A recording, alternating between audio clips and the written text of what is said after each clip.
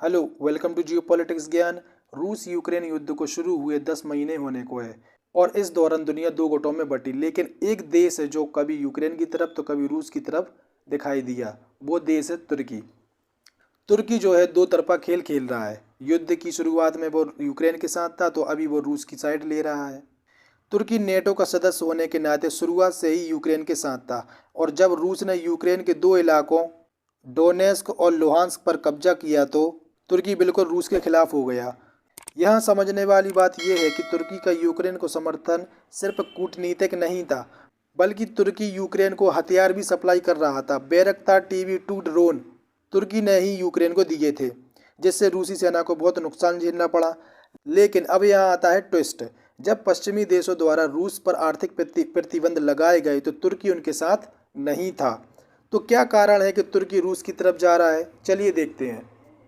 दरअसल तुर्की के रूस के साथ आर्थिक हित जुड़े हुए हैं। तुर्की के राष्ट्रपति रेसिप तैयब एर्दोगन जब पश्चिमी देशों से नाराज होते हैं तो वो रूस की तरफ जाते हैं। ऐसा वो कई बार कर चुके हैं, क्योंकि जब अमेरिका ने F-35 फाइटर जेट की डील तुर्की के साथ खत्म की तो तुर्की ने अमेरिका को जवाब देने के लिए न सिर्फ रूस से नज़दीकियाँ बढ़ाई, बल्कि उससे S-400 भी परचेस कर लिया, जिससे अमेरिका और गुस्सा हो गया और उसने तुर्की पर कई सैंक्शन लगा दिए।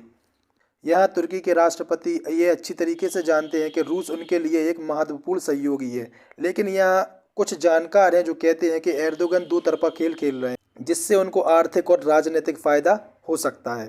अभी जैसा सबको पता है कि तुर्की के जो आर्थिक हालात हैं वो ठीक नहीं है। तुर्की में महंगाई 80% से ज़्यादा बढ़ गई है और तुर्की की जो मुद्रा है लीरा, वह अपने सबसे निचले स्तर पर है, जिसकी वजह से वहाँ के लोगों में एर्दोगन की जो पॉपुलैरिटी है वो काफ़ी गिर गई है। और 2023 में तुर्की में चुनाव होने हैं, तो एर्दोगन को चुनाव भी जीतना है ताकि वो फिर से राष्ट्रपति बन सके। हालांकि एर्दोगन साहब हैं जो वो तुर्की की बागडोर बहुत लंबे समय से संभाल रहे हैं, तो तुर्की की जनता भी उनके आर्थिक फैसलों की वजह से उनसे काफ़ी नाराज़ है। इसी का फ़ायदा उनके जो अपोजिशन लीडर हैं वे उठा रहे हैं। तो एर्दोगन के सामने सबसे बड़ा चैलेंज तुर्की की अर्थव्यवस्था को फिर से पटरी पर लाना है, जिसके लिए उन्हें बड़े पैमाने पर आर्थिक मदद और विदेशी निवेश की ज़रूरत है। इसलिए भी वो पश्चिमी देशों को नज़रअंदाज करते हुए रूस की तरफ जा रहे हैं, क्योंकि एर्दोगन को पैसा और पावर दोनों का नशा है। वो अपनी कुर्सी ऐसे ही तो जाने नहीं देंगे। रूस यूक्रेन युद्ध के बीच तुर्की और रूस के बीच व्यापार काफ़ी फल फूल रहा है। दोनों देशों के रिश्ते जो हैं वे काफ़ी मजबूत भी हो रहे हैं। अगर इनके बीच के व्यापार की बात की जाए तो 2021 में दोनों देशों के बीच ऊर्जा, आर्थिक सहयोग और पर्यटन के क्षेत्र में व्यापार 41 करोड़ डॉलर का था, जो 2000 मतलब युद्ध शुरू होने के बाद में बढ़कर 73 करोड़ डॉलर हो गया। मतलब युद्ध शुरू होने के बाद रूस का बाकी देशों के साथ जो व्यापार है वो घटा है, जबकि तुर्की के साथ व्यापार बढ़ा है। तुर्की की अर्थव्यवस्था को रूस से हो रहे फायदे का अंदाजा आप इसी से लगा सकते हैं कि तुर्की के दक्षिण में एक आकुई परमाणु प्लांट बनाया जा रहा है, जिसे बनाने के लिए रूस की एक कंपनी तुर्की को 20 अरब डॉलर दे रही है। तो तुर्की रूस यूक्रेन युद्ध की वजह से पैदा हुई मौजूदा स्थिति को अपने फायदे के लिए हर तरीके से इस्तेमाल कर रहा है, क्योंकि तुर्की को पता है कि रूस अभी इस स्थिति में नहीं है कि उसे मना कर सके। इसलिए तुर्की जितना हो सके उतना रूस का फ़ायदा उठा रहा है। तुर्की अपनी ज़रूरत का करीब आधा पेट्रोल डीजल रूस से खरीदता है, लेकिन जब से ये युद्ध शुरू हुआ है तब से तुर्की रूस से पेट्रोल डीजल की खरीद में डिस्काउंट मांग रहा है। इसके अलावा युद्ध के शुरू होने के बाद यूरोपीय देशों ने रूसी नागरिकों को वीज़ा देना बंद कर दिया था। ऐसे में पर्यटन के क्षेत्र में भी तुर्की को काफ़ी फ़ायदा हो रहा है। जो रूसी नागरिक यूरोप जाते थे वो अब तुर्की आ रहे हैं। इस साल मतलब 2022 में तुर्की में 21 लाख रूसी पर्यटक घूमने के लिए आए थे, जो 2021 की तुलना में 50% ज़्यादा है। तो इन तरीक़ों से तुर्की रूस यूक्रेन युद्ध का फ़ायदा उठा रहा है। अगर अब हम बात करें रूस के फ़ायदे की, तो यहाँ पर रूस को भी फ़ायदा हो रहा है, क्योंकि रूस को भी एक सहयोगी की ज़रूरत है, क्योंकि वो युद्ध में लगभग अकेला है और सारे पश्चिमी देश एक साथ उसके खिलाफ हैं। ऐसे में तुर्की को अपने पाले में करना, जो कि एक नेटो का सदस्य है और नेटो में अमेरिका के बाद सबसे बड़ी जो आर्मी है वह तुर्की की ही है, तो ये रूस के लिए बड़ा फ़ायदे का सौदा है।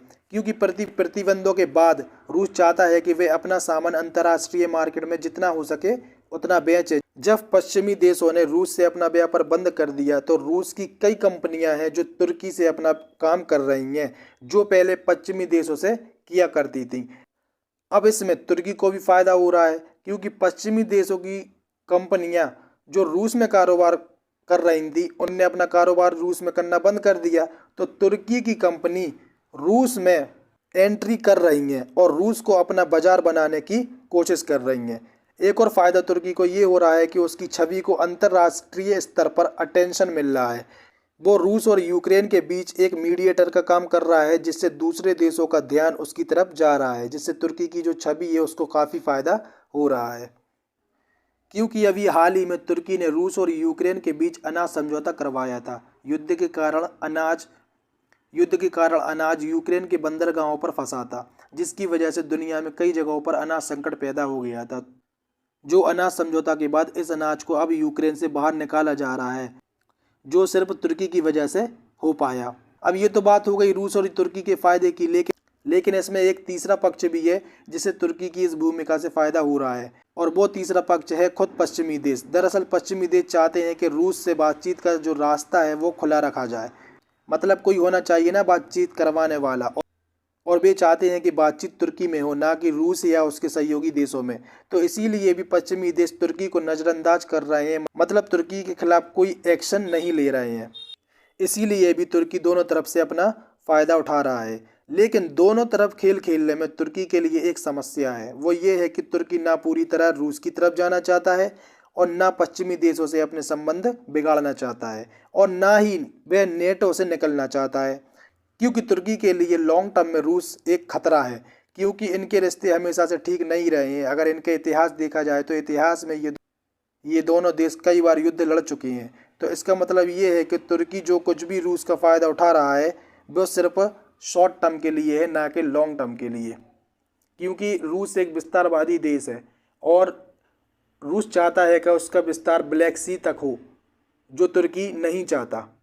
इसीलिए तुर्की पूरी तरीके से रूस की तरफ नहीं जाना चाहेगा। तो इस वीडियो में इतना ही। उम्मीद है वीडियो आपको अच्छी लगी होगी।